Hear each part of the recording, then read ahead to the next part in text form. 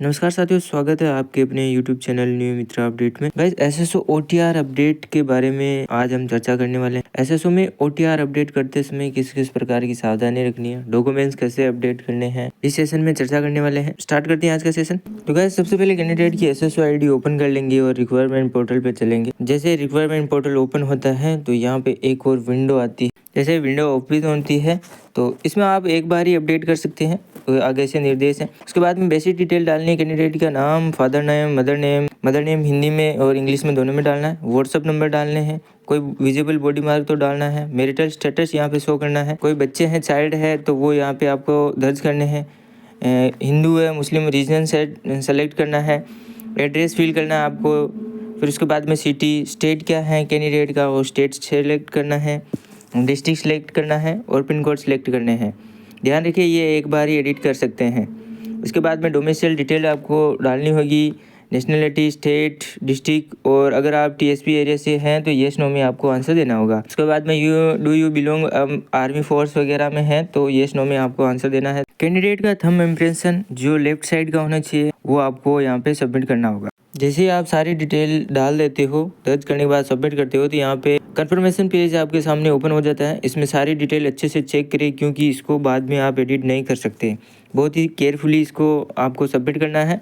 Hindi, English में नाम, space वगैरह सारी चीज़ें एकदम सही होनी चाहिए। उसके बाद में कंफर्म और अपडेट पे आपको क्लिक करना। अपडेट होने के बाद में आप इसको अपडेट नहीं कर सकते, कुछ भी चीज़ चेंजिंग नहीं होगी, ये आपको विशेष रूप से ध्यान रखना। सक्सेसफुली डाटा अपडेट का आपके यहाँ पे आइकन शो हो जाएगा। उसके बाद में रीडायरेक्ट करके आपको यहाँ पे फिर से एसएसओ पोर्टल पर रीडायरेक्ट कर दिया जाएगा।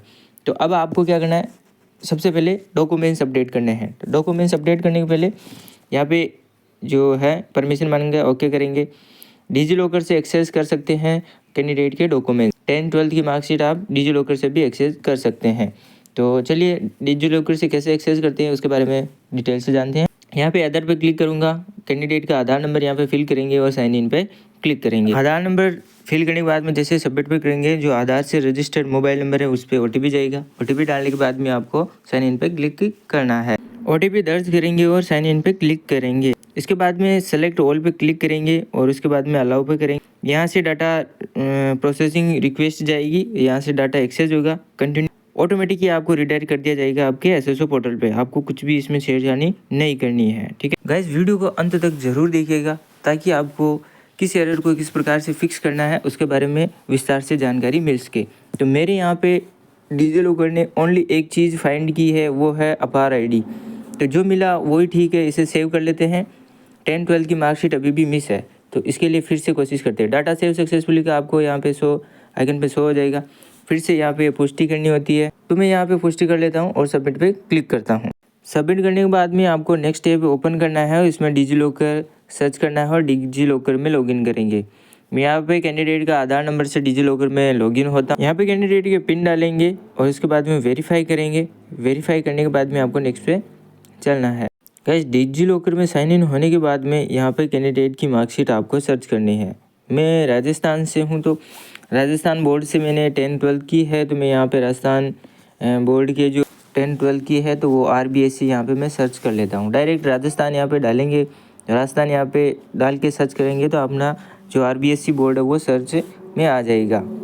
ये आ गया Rajasthan board of senior education department Ajmer. अब यहाँ पे 10th और 12th की मार्कशीट को यहाँ पे आपको रोल नंबर डाल के एक्सेस करना होगा। तो गाइज, मैं यहाँ पे कैंडिडेट की 10th एवं 12th की मार्कशीट डिजी लॉकर से एक्सेस कर लेता हूँ रोल नंबर डाल के। आप भी इसी तरह से रोल नंबर ये डाल के आप डिजी लॉकर से अपना डॉक्यूमेंट्स एक्सेस करें। उसी के बाद में आपको फिर से रिक्वायरमेंट पोर्टल पे चलना है। तो मैं यहाँ पे कैंडिडेट की 10th एवं 12th की मार्कशीट डिजी लॉकर से एक्सेस कर लेता हूँ बहुत फास्टली। फिर यहाँ पे आपको रिक्वायरमेंट पोर्टल पे आ जाना है। यहाँ पे फिर यहाँ पे एजुकेशन जो डिटेल डालनी है 10-12 की मार्कशीट, वो यहाँ से जनरेट डिजी लॉकर एक्सेस पे क्लिक करेंगे। यूज़र नेम में आएंगे, यूज़र नेम में हो तो ये ठीक है, नहीं तो आधार नंबर डाल के आपको एक्सेस करना है। आधार नंबर डाल के आपको एक्सेस करना है। आधार नंबर डाले, साइन इन पे क्लिक करते हैं।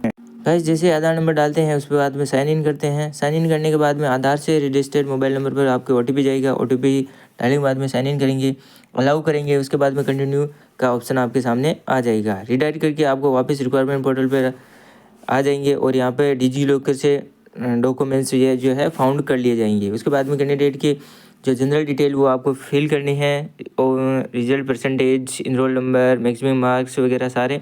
तो अभी यहाँ पे इनरोल नंबर कहाँ से देखते हैं वो अपन यहाँ पे देख लेते हैं। तो इनरोलमेंट नंबर कैंडिडेट के 10th-12th की चाहिए, तो इसमें आपको ओल्ड रिजल्ट चाहिए होगा। तो आप यहाँ पे ओल्ड रिजल्ट देख 10th और 12th का ओल्ड रिजल्ट निकालेंगे, उसमें इनरोल नंबर आपको यहाँ पे देखना है। मैं बताता हूँ आपको। वैसे आप कैंडिडेट के ओल्ड रिजल्ट देखेंगे तो ये सेलेक्ट करेंगे और एग्ज़ाम सेलेक्ट करेंगे, रोल नंबर डालेंगे और सबमिट पे क्लिक करेंगे। कैंडिडेट के रोल नंबर डालेंगे 10th के और यहाँ पे सबमिट करके देखते हैं। अब यहाँ पे जो नीचे आ रहा है 8/ जो आगे नंबर आ रहे हैं ये नीचे, ये इसके कैंडिडेट के इनरोलमेंट नंबर है। ठीक है, 12th के भी ऐसे आएंगे, 10th और 12th के ऐसे। इस प्रकार से आपको इनरोलमेंट नंबर लेने हैं केयरफुली, और आपको यहाँ पे डिजिलॉकर में आके यहाँ पे इनरोलमेंट नंबर के जो ऑप्शन है यहाँ पे आपको यहाँ पे डालने हैं। मैं यहाँ से कॉपी करके यहाँ पे पेस्ट कर देता हूँ। ठीक है, इसी प्रकार से आपको 12th के भी इनरोल नंबर ऐसे ही सर्च करने हैं। 10th की डिटेल फिल करने के बाद में अपन 12th के सेक्शन में आ जाएंगे। यहाँ पे सब्जेक्ट ग्रुप यहाँ पे चूज़ करना है। उसके बाद में 12th में क्या क्या सब्जेक्ट थे वो यहाँ इनसे चूज़ करने। 12th में जो भी मेन सब्जेक्ट थे वो कैंडिडेट के मेन सब्जेक्ट यहाँ पे चूज़ करेंगे। कंपलसरी सब्जेक्ट यहाँ पे चूज़ नहीं करने हैं, जो मेन सब्जेक्ट थे वही यहाँ पे चूज़ करने हैं। 3 जो मेन सब्जेक्ट होते हैं वो चूज़ कर। उसके बाद में यहाँ पे टाइप ऑफ एग्जामिनेशन, यानी कि रेगुलर था, नॉन कॉलेज था या डिस्टेंस था, जो भी है यहाँ से अपन चूज़ करेंगे। उसके बाद में परसेंटेज ऑटोमेटिक आ जाएगा। इनरोलमेंट नंबर आपके 12th के 10th के निकाले उसी प्रकार से 12th के निकालने हैं, और 10th एवं 12th की डिटेल अच्छे से फिल करेंगे। सब्जेक्ट वगैरह एक बार फिर से चेक कर लेंगे। उसके बाद में सेव डिटेल पे क्लिक करेंगे। डिटेल जैसे सेव होगी आपको यहाँ पे पॉपअप विंडो आ जाएगा कि डॉक्यूमेंट्स सक्सेसफुली सेव।